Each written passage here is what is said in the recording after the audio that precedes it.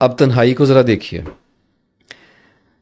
کبھی آپ اپنے آپ کے ساتھ تجربہ کیجئے کہ آپ کسی اکیلے کمرے میں تنہا بیٹھ جائیے اور بے حس و حرکت ہو کر سامنے کسی دیوار کو دیکھنا شروع کریں اور بس خاموش رہیں. کوئی ذکر نہ کریں، کوئی تسبیح نہ کریں، بس خاموش رہ کے اپنے آپ کو آبزرو کریں.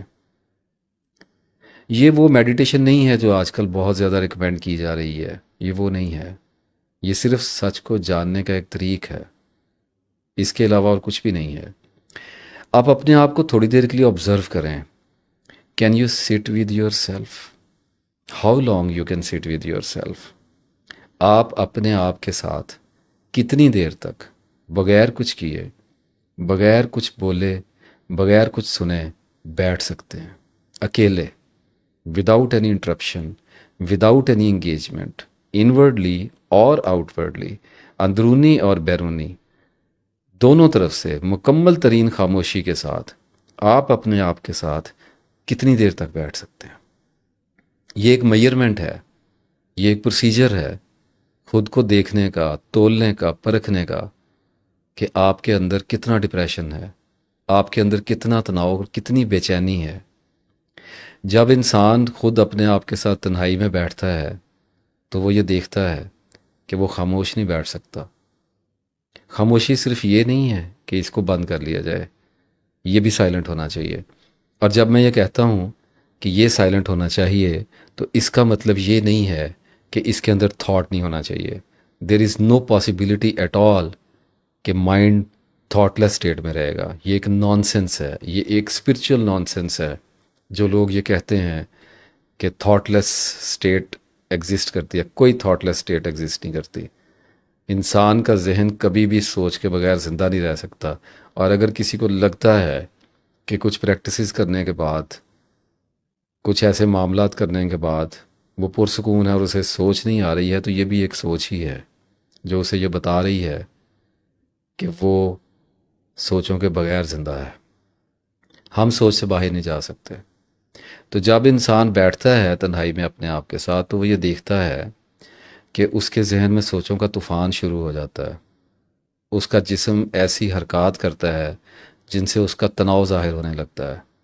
تو یہاں سے اندازہ لگائیے کہ اگر ایک آدمی اپنی کمپنی میں اکیلا نہیں بیٹھ سکتا تو کیا وہ اچھی کمپنی میں؟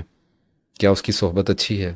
سب سے اچھی صحبت، سب سے خوبصورت کمپنی انسان کی اپنے آپ کے ساتھ ہے. اگر انسان اپنی تنہائیوں میں اپنے آپ کے ساتھ آرام سے رہتا ہے، اطمینان سے رہتا ہے، پریشانی میں نہیں رہتا، کیونکہ جس وقت ہم تنہا ہوتے ہیں ہمارا سیلف اوپن ہو جایا کرتا ہے، ہمارا نفس کھل جایا کرتا ہے اور ہم یہ دیکھ سکتے ہیں کہ ہم کس طرح کے انسان ہیں. آپ سب کو میری بات سمجھ آ رہی ہوگی کہ میں کس کس زاویہ نظر سے اس وقت بات کرتا ہوا آگے بڑھ رہا ہوں. تو ایک تو یہ تجربہ کیجئے، اور ایک جب آپ آگے جائیں گے تو آپ دیکھیں گے کہ کچھ دیر کے بعد ہمارے نفس کے سینٹر میں ایک سیلف کا ایک سینٹر ہوتا ہے، ایک مرکز ہوتا ہے. اس کے اندر ایک خلا کا احساس ابھرنے لگتا ہے، ایک وائڈ، ایک ایسا خلا پیدا ہوتا ہے جس سے نفس ہمیشہ سے دہشت کھاتا چلا آ رہا ہے. اس خلا سے بچنے کے لیے، بیکاز کرنے کے لیے کچھ نہیں ہے، انگیجمنٹ نہیں ہے، ذہن ساری زندگی ہمیشہ کچھ نہ کچھ کرنے میں زندہ ہے، کسی نہ کسی انگیجمنٹ میں زندہ. اور آج کل تو جو موبائل نے ہماری حالت کر دی ہے وہ تو آپ سب کے سامنے ہی ہے. تو وہ خلا کا احساس ابھرے گا. اس خلا کے احساس سے ہول کھا کر انسان رشتوں ناتوں میں پناہ لیتا ہے، انسان دوستیوں میں پناہ لیتا ہے، انسان کاروباروں میں گم ہونا چاہتا ہے، انسان کتابوں میں گم ہونا چاہتا ہے، انسان خیالوں میں گھومنا چاہتا ہے. میری بات پر غور کیجئے، کیا آپ کو اس وقت دکھائی دے رہا ہے جو میں آپ کو دکھانے کی کوشش کر رہا ہوں؟ کچھ وقت کے لیے تنہائی میں اپنے آپ کے ساتھ بیٹھیے اور پھر دیکھیے کہ طلب کیا شے ہے، خواہش کیا ہے اور اٹیچمنٹ کیا ہے. اس تنہائی کے احساس میں جیتے ہوئے اگر کوئی کچھ دیر کے لیے وقت گزارے تو اس کو پتہ چلتا ہے، اور جن کو پتہ نہیں بھی چلتا انہوں نے بھی ایسے ہی گزرنا ہے. جانے میں یا انجانے میں طوعاً و کرہن گزرنا ہی گزرنا ہے. تو انسان اس خلا سے، اس بورڈم سے وحشت کھا کر رشتوں ناتوں کی طرف بھاگتا ہے، انگیجمنٹس کی طرف بھاگتا ہے. یہ جو کہتے ہیں نا جی محبت ہو گئی، اولاد سے محبت ہو گئی، بہن بھائیوں سے محبت ہے، ماں باپ سے محبت ہے، اب کاروبار سے لوگوں کو بہت زیادہ محبت ہوتی ہے، لوگوں کو کتابوں سے بڑی محبت ہوتی ہے. اچھی بات ہے، سب کچھ ٹھیک ہے. اصلیت کیا ہے، ریالٹی کیا ہے؟ تو معاملے کی ریالٹی یہ ہے کہ جب میں تنہائیوں میں جاتا ہوں اور میں اپنے آپ کے ساتھ بیٹھتا ہوں تو میں صاف صاف یہ دیکھتا ہوں کہ میں کچھ بھی نہیں ہوں. I am nothing, absolutely nothing at all. میں محض ایک اندازہ ہوں، ناصر افتخار. ایک آئیڈیا ہے، شخصیت ہے، ایک پرسنالٹی ہے، ایک پائل آف انفارمیشن ہے، ایک انبار ہے معلومات کا جو میری شخصیت کو بناتا ہے اور میرے اندر سے میرا، میں ہوں، مجھے. Idea is speaking about itself actually. Don't you see this very simple fact? Paradoxical ہو جاتا ہے سم ٹائم.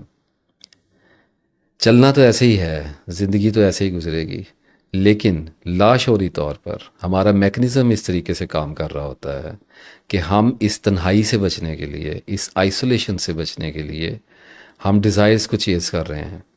ہم ان ڈیزائرز کو چیز کرتے ہوئے ان کے ساتھ اٹیچ ہو رہے ہیں.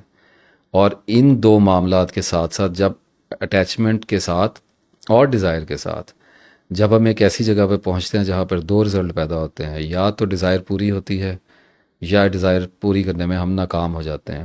دونوں صورتوں میں ڈپریشن آتا ہے. ڈیزائر اچیو ہونے کے بعد اس کے نارمل ہونے کا ڈپریشن، اس کے لا حاصل ہونے کا، یوز لیس ہونے کا ڈپریشن. میں بار بار ساتھ میں ایکسپلین کرتا چلا جا رہا ہوں کہ میں ایکسٹریمسٹ نہیں ہوں، میں نہلسٹ نہیں ہوں. میں صرف انسان کے سیلف پر کام کرتا ہوں. میری زندگی کا مقصد انسان کے نفس کو انڈرسٹینڈ کرنا ہے. میں اسی کے اندر ہی رہتا ہوں. تو جب میں اس کے اندر رہتا ہوں تو میں اپنے نفس کے میکنزمز کو جب سٹڈی کرتا ہوں تو مجھے جو دکھائی دیتا ہے وہ بیان نہیں کیا جا سکتا.